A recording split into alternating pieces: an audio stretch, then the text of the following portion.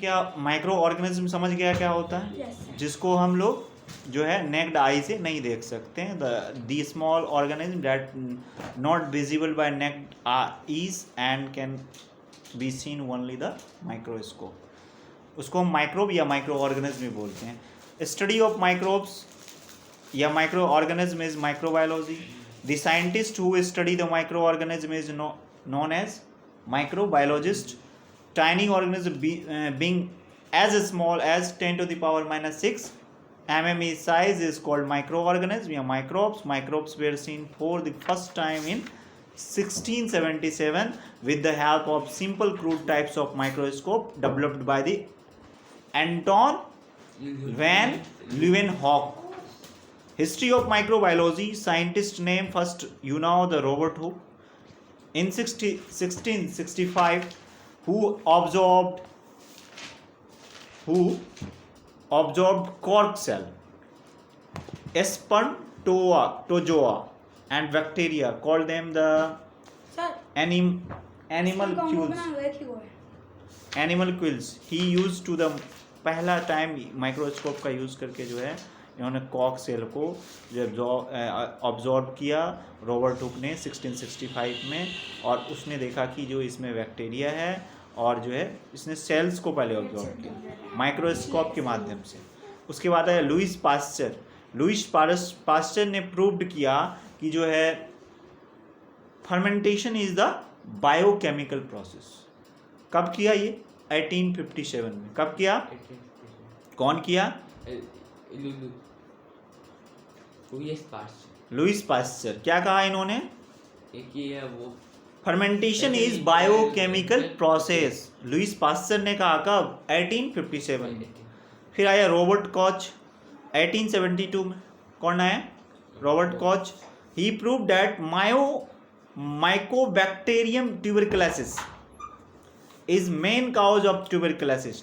Tuberculosis समझ रहे हो किसको कहते हैं? हाँ, ट्यूबरकुलोसिस जिसको लोग हम टीबी कहते हैं. टीबी बीमारी होता है, वही टीबी को हम ट्यूबरकुलोसिस कहते हैं. तो ये mycobacterium tuberculosis the main cause the इन्होंने किया कि जो है रॉबर्ट कोच ने कहा 1872 में germs theory disease was established by him. इन्होंने जर्म्स थ्योरी को, डिजीज का जो जर्म्स थ्योरी है उसको एस्टेब्लिश करने का काम किया. कौन? Robert Koch. कब? 1872. हाँ. और उसके बाद आया शिकागो बासु ब्यूरो. किस स्टेट? ये जापानी थे. कौन था? जापानी. और इन्होंने प्रूव किया टेटनस डिजीज. अब तुमको देखा होगा टेटनस जो पाया जाता है ना, टेटनस जो होता है, टेटनस जो है ना डिजीज, ये टेटनस कहाँ पाया जाता है? टेटनस होता है clostridium tetani. He prove that the tetanus disease due to the clostridium tetani. ये टेटनी जो पाया जाता है, जैसे कोई जंग लगा हुआ या जो है रस्टेड आयरन है, जंग लगा हुआ लोहा है, जंग लगा हुआ लोहा है. अब उस लोहा के संपर्क में आप चले गए और उस लोहा से आपका हाथ कट गया, तो रस्टेड लोहा जो होता है ना, उसमें टेटनस का क्या होता है? टेटनस का क्या पाया जाता है? हाँ, माइक्रोब्स पाया जाता है. वो माइक्रोब्स आपके ब्लड के अंदर वो घुस जाएगा और आपके बॉडी के, आपके जो है नर्वस सिस्टम, न्यूरॉन्स को पूरा डैमेज करेगा, प्रॉब्लम्स डालेगा. तो ट्यूबरकुलोसिस ये तो हो गया. ये टेटनी, ये टेटनस जो ये क्लोस्ट्रीडियम टेटनी जो है, ये आपके बॉडी में संक्रमण कर देगा, आपके बॉडी को की ग्रोथ को जो है कम कर देगा. तो ये टेटनस डिजीज इसी के कारण से होता था. इसको फर्स्ट ये जापानी जो थे शिकाबाबासा ब्यूरो किटा सेट. क्या नाम था? बोलो शिकाबा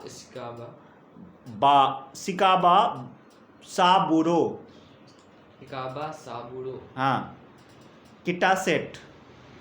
इन्होंने 1889 में टेटनस डिजीज का जो है सिम्टम को जो है एब्जॉर्ब किया माइक्रोस्कोप के माध्यम से, और ये कहा कि जो है ये जो क्लोस्ट्रीडियम टेटनी होता है, जिसके कारण से क्या होता है? टेटनस होता है. तो टिटनस का इंजेक्शन लेता है, जब कभी लोहा से कटता है तो तुम क्या करते हो, जाके टिटनस का इंजेक्शन लेते हो, और सस्ता इंजेक्शन है तो आगे नुकसान पहुंचा सकता है।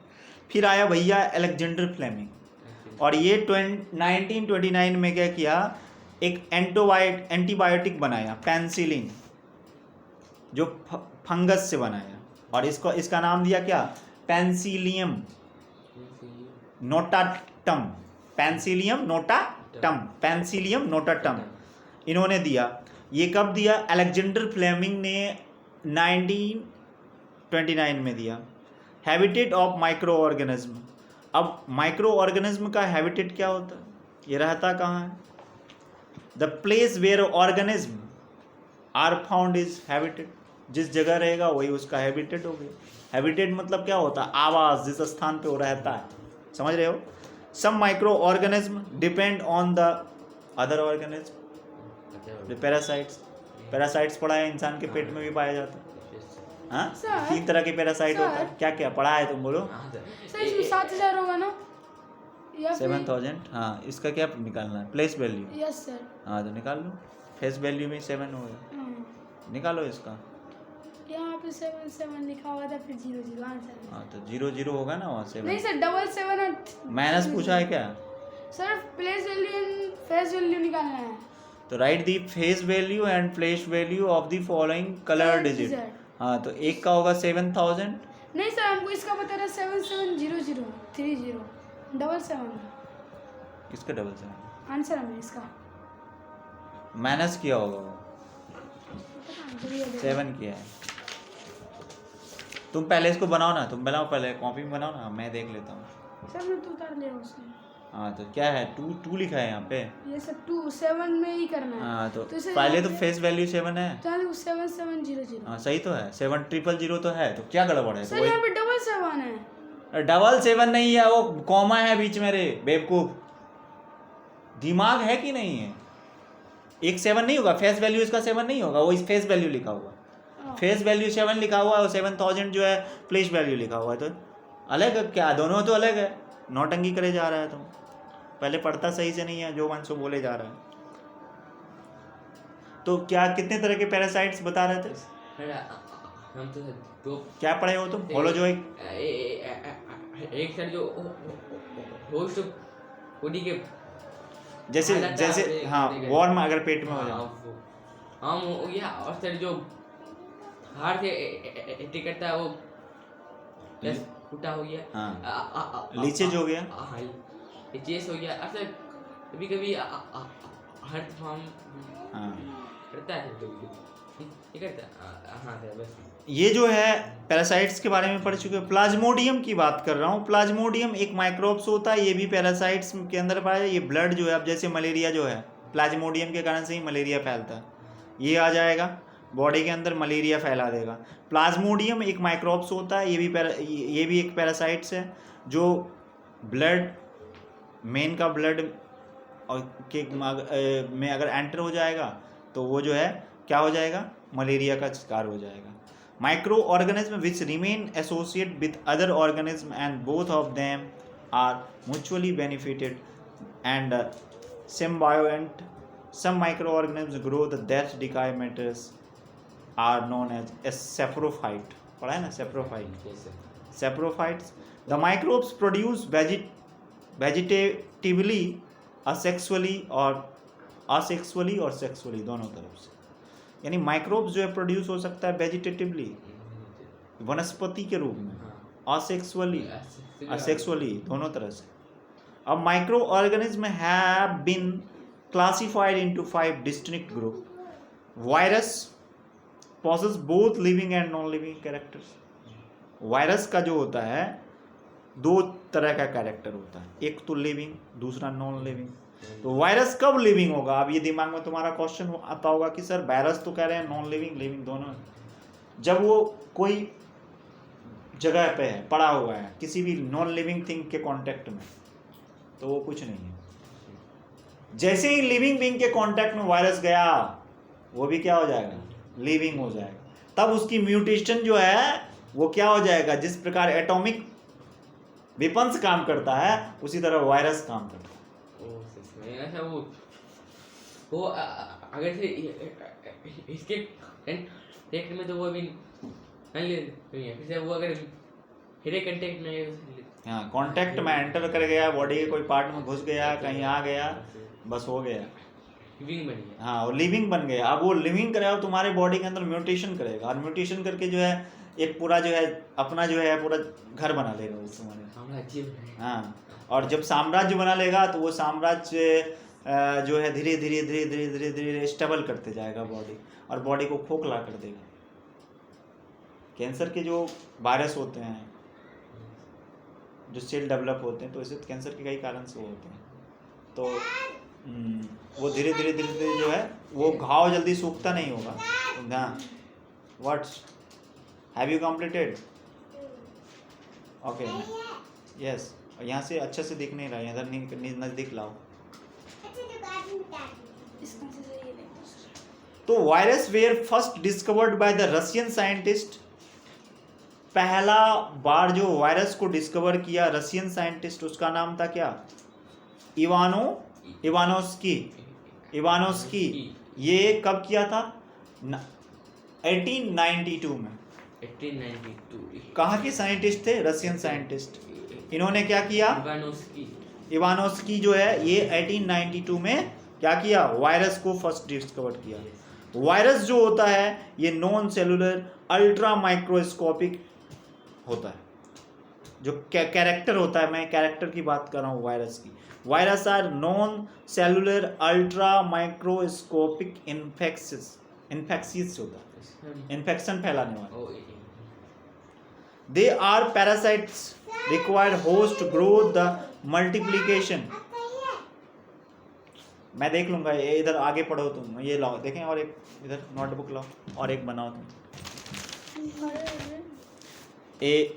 ये तुम तो सही लिखी है, यहाँ तक तो कोई कंफ्यूजन अरे नहीं। बाबू बुक फट जाएगा अपनी। बुक से हट के बैठो, सही से बैठो। आई को अच्छा से लिखो, आई गलती लिखी हो। JKLMN। ओ इधर इसको छोड़ दो।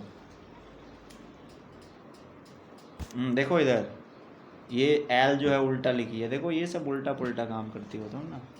ये तो तुम्हारा उल्टा पुल्टा कहानी है ना, इसको सही करना है, बाकी सब तुम्हारे सही है। चलो अब तुम इधर जो है कहाँ तक हुआ है?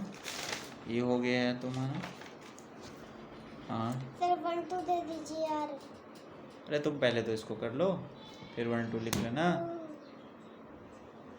Sir what happened?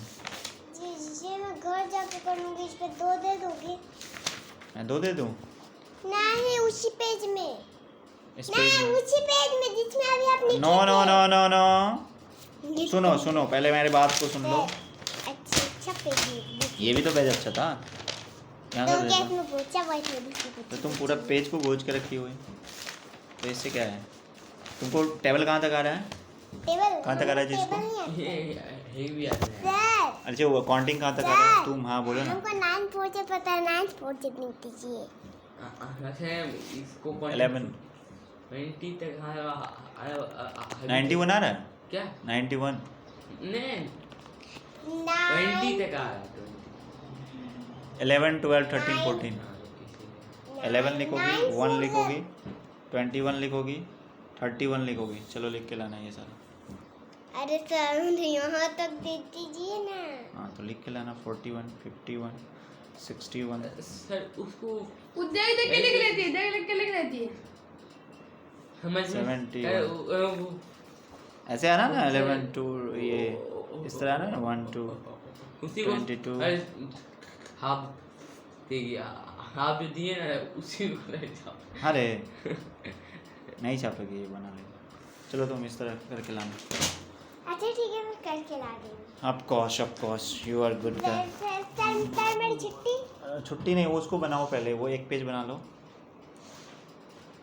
हाँ तो कह रहा मैं क्या, ये जो स्मॉलेस्ट वायरस जो होता है ना, ये 10 नैनोमीटर का होता है, 10⁹ मीटर।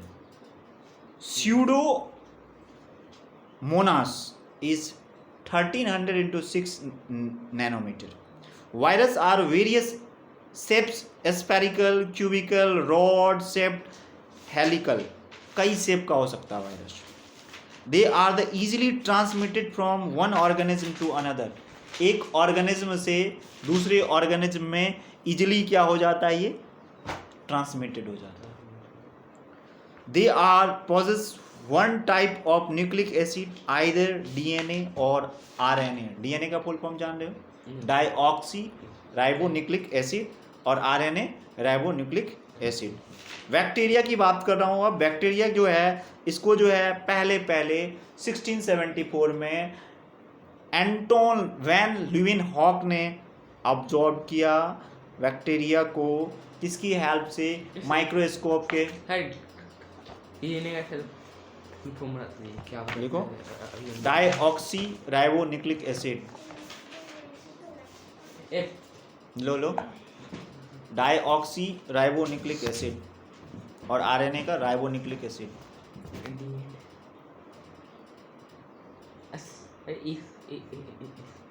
लिंक बता दिए।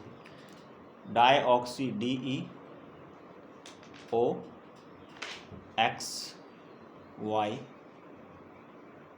डाईऑक्सी राइबोन्यूक्लिक एसिड, RIBONUCLIC,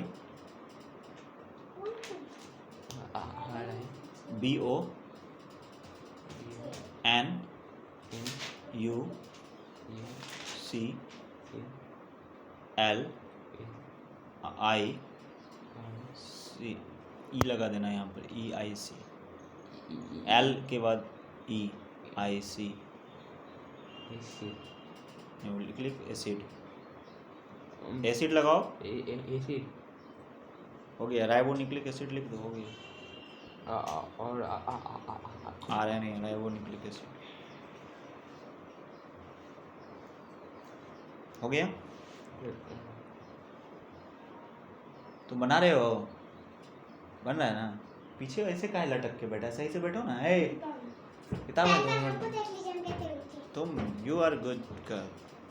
हैं। ये वही के पढ़ने का। लो देखो, नेक्स्ट है, मैं बात कर रहा हूँ बैक्टीरिया की। बैक्टीरिया जो है ये, इसको फर्स्ट एंटोन वैन ल्यूवेनहॉक ने माइक्रोस्कोप की सहायता से फर्स्ट टाइप देखा था 1764 में। This minutes unicellular microscopic, simple microscopic without any definite nucleus. Chromatin materials lie the scatter in the cytoplasm without any nuclear membrane, इसमें कोई न्यूक्लियर मेम्ब्रेन नहीं, विदाउट न्यूक्लियर, इसमें क्रोमेटिन मटेरियल होता है। क्या होता है? Chromatin material. ये रिजिड सेल का वॉल होता है इसका, and organism having such cellular structure are called, इसके जो सेलुलर स्ट्रक्चर होते हैं इस ऑर्गेनिज्म का, इसको हम लोग कहते हैं प्रोक्रिएट्स। क्या बोलते हैं? यूक्रिएट्स और प्रोक्रिएट्स पढ़ा है, नहीं तो 9th में पढ़ेगा। The study of bacteria is known as bacteriology. Study जहाँ पर बैक्टीरिया का किया जाता है उसको हम लोग क्या बोलते हैं? बैक्टीरियोलॉजी। क्या बोलते हैं? बैक्टीरियोलॉजी। क्या बोलते हैं?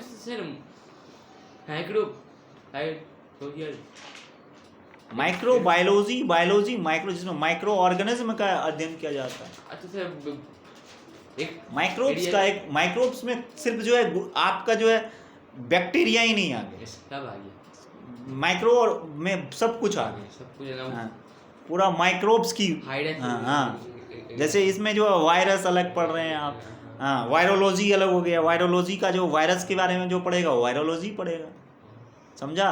बैक्टीरिया के बारे में पढ़ेगा स्पेशली तो बैक्टीरियोलॉजी हो जाएगा। सर मतलब वो